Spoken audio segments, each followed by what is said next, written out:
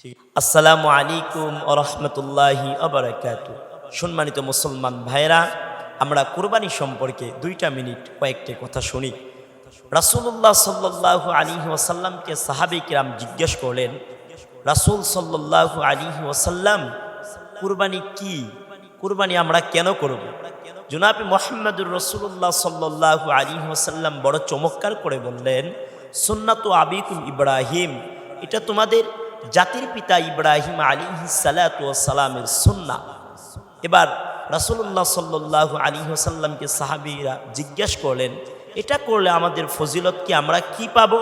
রাসূলুল্লাহ সাল্লাল্লাহু আলাইহি ওয়াসাল্লাম বলেন, যেই ব্যক্তি কোরবানি করবে, যেই পশুকেই কোরবানি করবে, আল্লাহ তাআলা ওই পশুর শরীরে যতগুলো লোম থাকবে, পশম থাকবে, প্রত্যেকটা পশমের বিনিময়ে আল্লাহ সওয়াব দান করবেন। জোরে বলি সুবহানাল্লাহ।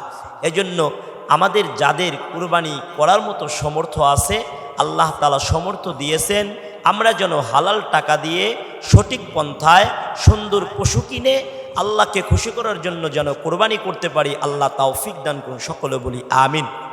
সম্মানিত মুসলমান ভাইরা, যাদের সমর্থ থাকা সত্ত্বেও আমরা যারা কোরবানি করি না, তাদের জন্য আল্লাহ রাসূল সাল্লাল্লাহু আলাইহি ওয়াসাল্লামের একটি সতর্কবাণী, যে রাসূলুল্লাহ সাল্লাল্লাহু আলাইহি ওয়াসাল্লাম বলেন, সমর্থ থাকা সত্ত্বেও যদি কোনো ব্যক্তি কোরবানি না করে, সে যেন আমাদের ঈদগাহের মাঠের কাছেও যেন না আসে।